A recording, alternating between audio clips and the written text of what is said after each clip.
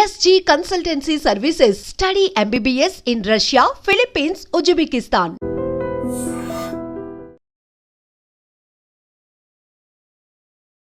నమస్కారం, welcome to I dream. ధర్మ మార్గం విత్ విచిత కార్యక్రమానికి స్వాగతం.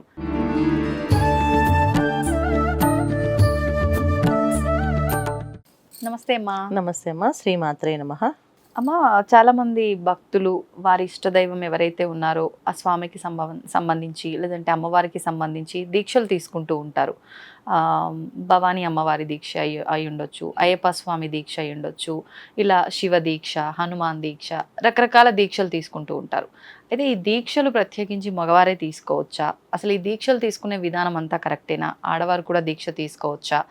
ఈ దీక్షల పైన కంప్లీట్ ఎన్నెన్నో సందేహాలు ఎన్నెన్నో ఉన్నాయి. వాటన్నిటి గురించి తెలియజేయండి. తప్పకుండా నాన్న.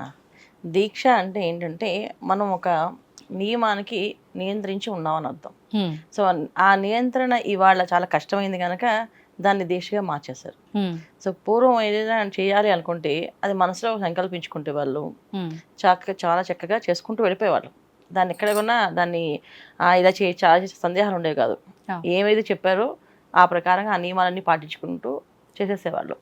అంటే అందరూ కొన్ని ఏంటంటే దీక్షలో ఉన్నాం. ఇప్పుడు వివాహం అయ్యాక స్త్రీకి ఒక దీక్ష వస్తుంది, బాధ్యతలు. అవును, భర్తను చూసుకోవడం, ఇల్లు చెక్కబెట్టుకోవడము, పిల్లల్ని చూసుకోవడము, అవన్నీ బాధ్యతలు. అదొక దీక్ష. సో ఇల్లాల దీక్ష అంటది ఇది. సో ఇల్లాలకే తను చేయాల్సిన పనులు ఎప్పుడు ఏంటంటే నిత్యం సంతోషంగా ఉంటూ కుటుంబాన్ని సంతోషంగా చూడడం ఒక దీక్ష. ఇది పూర్వం ఉండే వెళ్ళింది. సో ఆ బాధ్యతలన్నీ అలా ఇంట్లో ఉన్న అంటే పూర్వం పెద్ద పెద్ద కుటుంబాలు ఉన్నాయి కదా, అందరినీ చక్కగా నవ్వుతూ పలకరిస్తూ పొద్దున్నే అందరికి ఏమేమి కావాలో చేయాల్సిన బాధ్యత కోడలుగా అన్ని బాధ్యతలు తీసుకుంటూ ఉండేవాళ్ళు.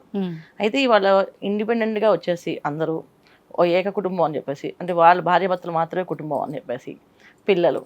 ఇక దీంట్లో కూడా ఏమైందంటే ఇప్పుడున్న ఆధునిక కాలంలో ఏమైందంటే మొత్తం అందరూ కూడా పరిగెడుతున్నారు. అవును, ఎవరు వాళ్ళు వెనక్కి తిరిగి చూసే అలవాటు లేదు, ముందుకెళ్ళే ఆలోచన లేదు. ఫోన్లు చూసుకుంటూ బయలుదేరు పరిగెడుతున్నారు. ఎక్కడికి వెళ్తున్నారో ఏమవుతుందో తెలియట్లేదు.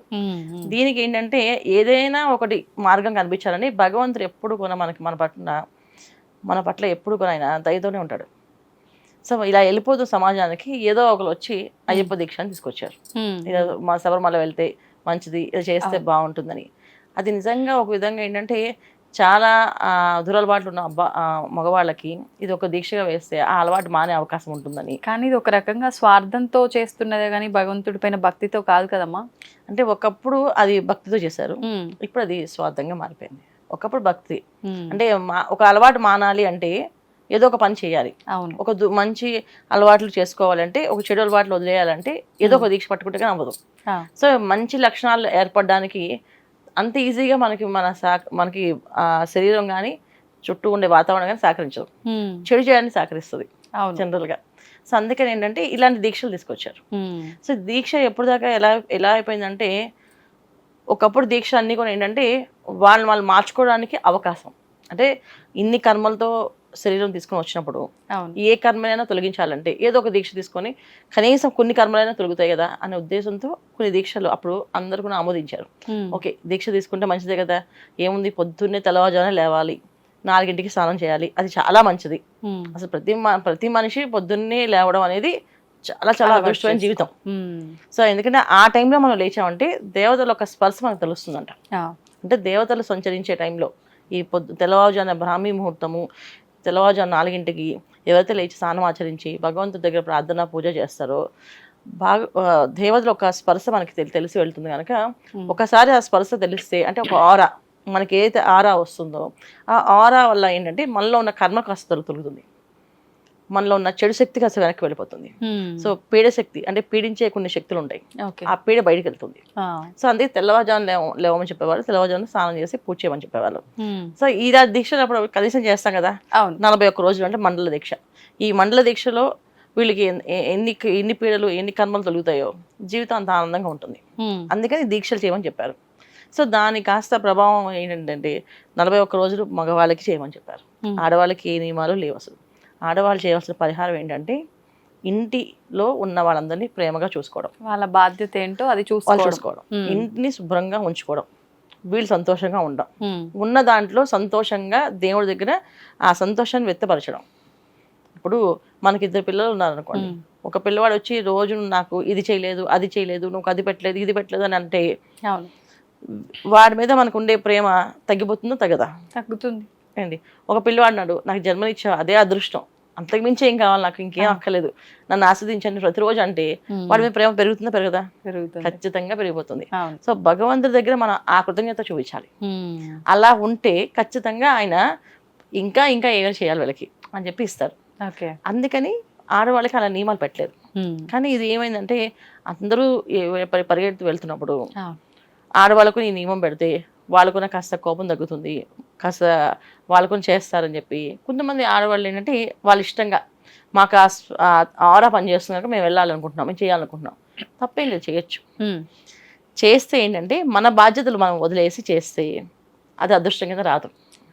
ఈ కర్మని ఇక్కడ అనుభవించాలి, మళ్ళీ ఇది దోషం కింద వస్తుంది, అది చేసిన పుణ్యం కింద వస్తుంది. అంటే అన్ని బ్యాలెన్స్ చేసుకునే పని అయితేనే మనం ఇలా ప్రత్యేకమైన దీక్షలు ఇవి చేయాలి.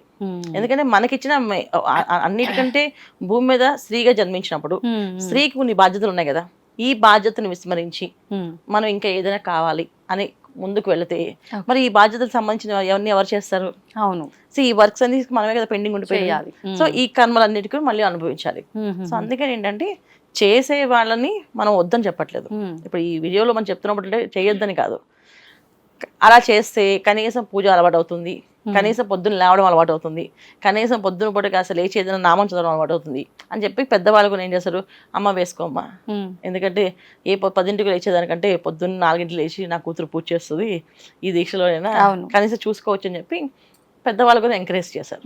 సో అది కాస్త అలా ముందుకు వెళ్తూ యూత్ అందరినీ కొన ఏంటంటే వేరే దారులు వెళ్లకుండా ఈ దారి మళ్ళించడం అనేది మంచిది. ఇప్పుడమ్మా ఏ దీక్ష అయినా తీసుకోవచ్చు ఆడవాళ్ళు? ఏదైనా చేయొచ్చు నాన్న, కాకపోతే దీక్షగా తీసుకోకూడదు. ఓకే. ఏ దీక్ష చేసుకోవచ్చు. అది నియమం అనేది అంటే ఆ వస్త్రమే వేసుకోవాలి, అవే గాజులు వేసుకోవాలి, అదే పద్ధతిలో ఉండాలి కాదు. Okay okay. మనసులో ఉండాలి నియమం. సో స్త్రీకి అది ఇచ్చారు. లేదు నా అదే వస్త్రధారణతో ఉంటే నాకు అలా అనిపిస్తుంది, నా మనసు అలా లగ్నం అవుతుంది అనుకుంటే చేయమని చెప్పి పర్వాలేదు, చెయ్యాలి కదా.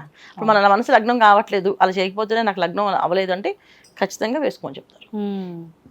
ఇప్పుడు మనం ఏదైనా పని చేయాలంటే దాన్ని మనం బలంగా నమ్మాలి, దాంట్లో మనం దాంట్లో లీనం అవ్వాలి అంటే వీళ్ళకి ఆ పద్ధతిలోనే ఉంటే వస్తుంది అంటే అలా వేసుకోవచ్చు. ఓకే.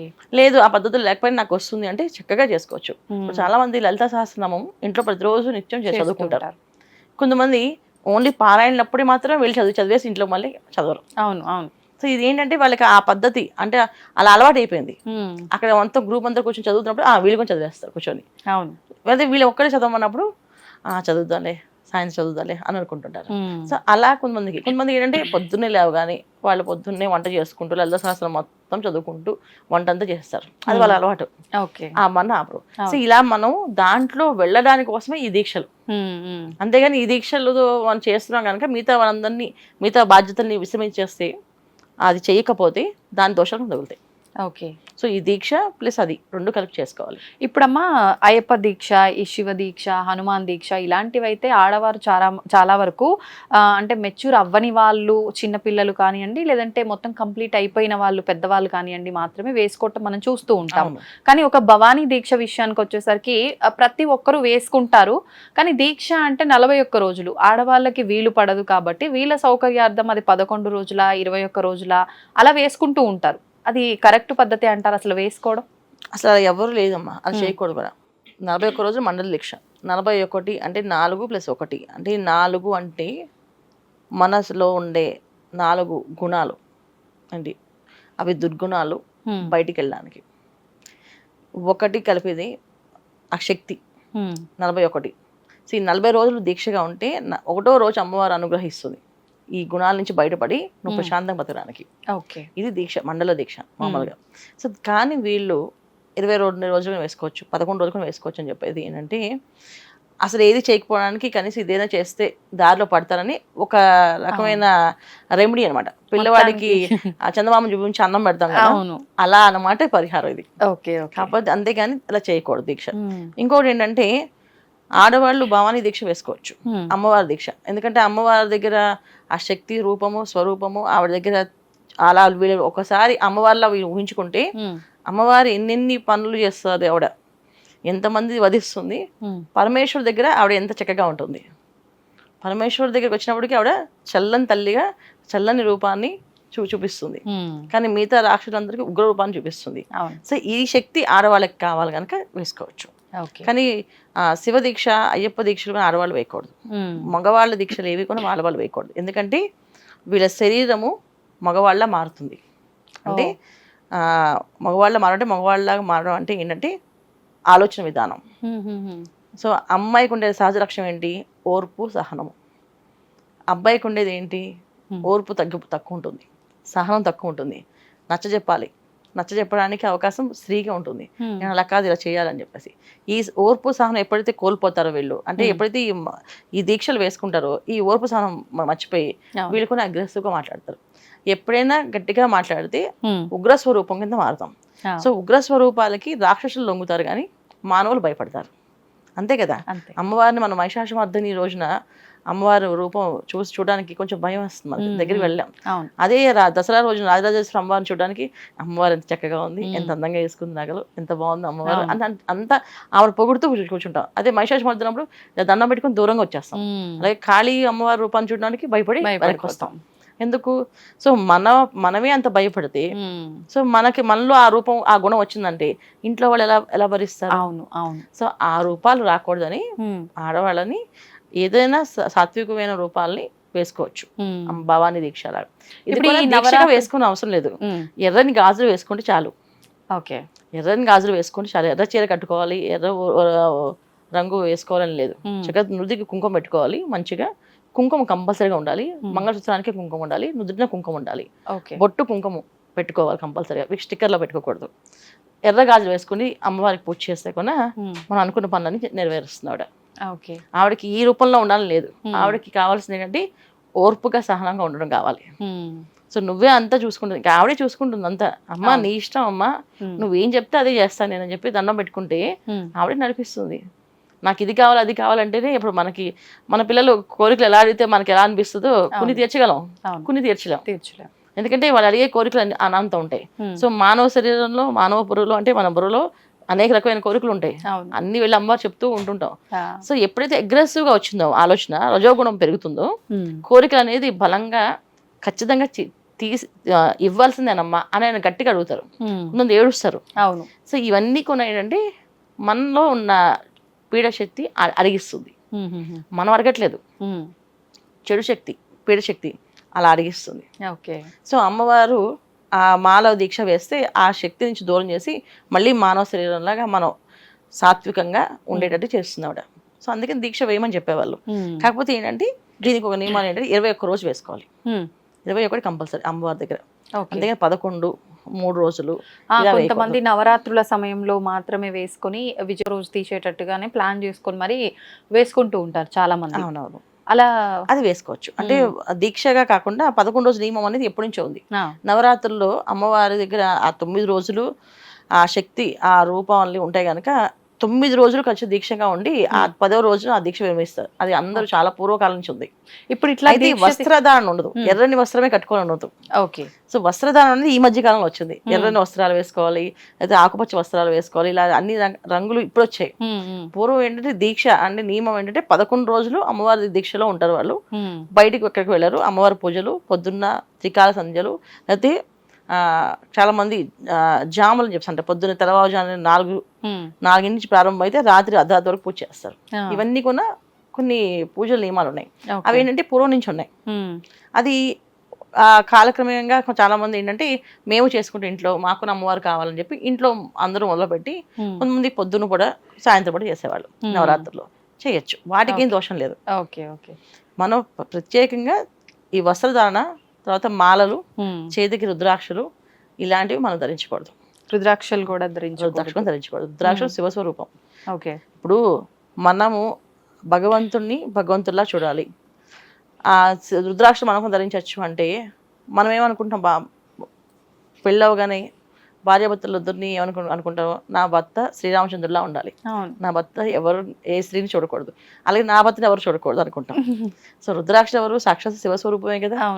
సో శివుడు ధరించవలసి అంటే రుద్రాక్ష మగవాళ్ళు ధరించాలి, ఆడవాళ్ళు ధరించకూడదు. ఆడవాళ్ళు ధరించేవి ఏమిటి? తులసి మాలలు, సో తులసి మాల కావాలంటే వేసుకోవచ్చు, తులసి మాలలు ధరించవచ్చు, తామర పూసలు తీసుకోవచ్చు, తామర పూసలు ధరించవచ్చు, లక్ష్మీ స్వరూపం తామర పూసలు. సో అది వేసుకోవాలంటే వేసుకోవచ్చు, వేసుకోవాలనుకుంటే. ఒకవేళ అది వేసుకున్నప్పుడు కూడా మళ్ళీ నియమాలు పాటించాల్సి ఉంటుందమ్మా? తామర పూసలకి తర్వాత తులసి మాలకి ఏ నియమం లేదన్న. తులసి మాల అంటేనే శుద్ధి. సో మనం ఎల్లవేళ్ళ శుద్ధిగా ఉండాలి అనుకుంటే ఆ తులసి మాల వేసుకోవచ్చు. సో అది వేసుకోవాలంటే వేసుకోవచ్చు, వేసుకోకపోయినా పర్లేదు. సో స్త్రీకి ఇలా ఉండాలని ఎక్కడ ఏ చరిత్రలో అంటే ఏ పురాణాల్లో కూడా నియమాలు రాయలేదు. స్త్రీ ఒక్కటి ఏంటంటే సహజంగా ఓర్పు సహనంతో ఇంట్లో నిత్య సంతోషంగా ఉండాలని రాశారు. ఈ మధ్య సాయంగా ఉండాలని రాశారు. ఈ మధ్య కరుంగలి మాల బాగా ఫేమస్ అయ్యి అందరి ద్వారా విన్న తర్వాత లేడీస్ కూడా కరుంగలి మాల వేసుకుంటున్నారు కదా, అది కూడా అవసరం లేదంటారా? అసలు అక్కర్లేదమ్మా, అవేం అక్కర్లేదు. అంటే మన మనసుని దాన్ని లగ్నం చేయడానికి కోసం అని అనేక రూపాల్లో ఇవన్నీ వస్తున్నాయి. ఇప్పుడు చాలా మంది మంత్రాలు చేస్తూ ఇవి చేయండి మీకు ఖచ్చితంగా ఉంటుందని. అయితే ఇవన్నీ ఒక విధంగా పాజిటివ్గా తీసుకుంటే ఏంటంటే ఓకే, యువతని పక్కదారి వెళ్ళకుండా ఈ దారిలో తీసుకెళ్తున్నారు అని అది ఓకే, అది ఒక రకంగా పాజిటివ్గా తీసుకోవచ్చు. నెగిటివ్గా ఏమొద్దంటే ఇదే నిజమేమో అనుకుని లైఫ్ లాంగ్ రేపు ఫ్యూచర్లో కూడా ఇదే మొత్తం అందరు పిల్లలు అదే ఫాలో అవుతారేమో భయంగా ఉంది. సో మన మూలాలు ఏం చెప్పారో, మన పెద్దవాళ్ళు ఏం చెప్పారో అది పిల్లలకి ఎప్పుడు అందిస్తూ వాళ్ళకి అనుకూలంగా ఉన్నది చేసుకోవచ్చు. ఓకే, ఎప్పుడు చెప్పాలి వాళ్ళకి మూలం ఏంటి అనేది చెప్పాలి. దీని మూలం ఏంటి అనేది దానికి వివరణ చెప్పి అప్పుడు కావాలంటే నీకు ఇప్పుడు మనకి మనసు లగ్నం చేయడానికి కోసం చాలా మంది వాల్ పేపర్స్ పెట్టారు ఫోన్లో, దేవుడు వాల్ పేపర్స్. నాకు అమ్మవారిని చూస్తూ ఉంటే నాకు నచ్చుతుంది, అందుకే అమ్మవారిని చూస్తూ ఉండాలి అని చెప్పేసి తప్పేం లేదు. అందుకే వాళ్ళ లగ్నం అక్కడ చేసుకోవడానికి అమ్మవారిని వదిలి రావడం ఇష్టం లేక వాళ్ళ వాల్ పేపర్లో పెట్టుకోవడం, అయితే ఇంటి చుట్టూ అన్ని ఇంట్లో రూమ్లో మొత్తం దేవుడి ఫోటోలు పెట్టుకోవడం, ఇవన్నీ ఏంటంటే మనసుని అక్కడ వాళ్ళ దగ్గర ఉంచడానికి తప్పేం లేదు. కాకపోతే మన మూలం ఏంటి, అసలు ఈ మూలం అంటే ఏంటి, వీళ్ళు ఏమి పాటించాలి, మన ఇంట్లో ధర్మం ఏంటి, మన పెద్దవాళ్ళు చెప్పిన ఆచారం ఏంటి, ఇవన్నీ మనం చెప్పుతూ మీకు నచ్చింది చేస్తూ ఉండండి. కానీ ఇది మన మూలం, ఇది మర్చిపోకూడదు మీరు అని వాళ్ళ పిల్లలకి ఆ విత్తనాలు మైండ్లో వేస్తేనే రేపు ఫ్యూచర్లో మన సమాజంలో పలానా వాళ్ళు తెలుస్తుంది. లేకపోతే అందరూ ఒకటే వాళ్ళ అనే సంగతి అర్థమైపోతుంది పిల్లలకి. తర్వాత వాళ్ళకి మనకి డిఫరెన్స్ ఏంటి అని అడుగుతుంటారు. అంటే ఇతర మతస్థులకి మనకి డిఫరెన్స్ ఏముంది అని అనుకుంటారు అంతే. సో మనకి ఏవేదో ఉందో మన మతం ఏంటో మనం ఖచ్చితంగా చెప్పాలి పిల్లలకి. అమ్మ, ఇందాక మీరు స్టార్టింగ్ లోనే చెప్పినట్టు ఒకప్పుడైతే అది దీక్షగా తీసుకునేవారు నిజంగా భక్తితో. ఇప్పుడు కొన్ని వ్యసనాలు కంట్రోల్ చేయడం కోసం కూడా ఇంట్లో వాళ్ళైనా వాళ్ళతో వేపిస్తున్నారు, వాళ్ళైనా మానేయాలనున్నా మానేయలేకపోయి కూడా వేసుకునే వాళ్ళు ఉన్నారు. ఈ 40 రోజులు 41 రోజులు నిష్టగా చేస్తారు, అన్ని దర్శనాలు అయిపోతాయి, ఇంటికి వస్తారు, ఇవన్నీ తీసిన మరుక్షణం మరుసటి రోజు నుంచే మళ్ళీ అన్ని మొదలు పెట్టేస్తుంటారు. ఇది నిజంగా దోషం కాదంటారా?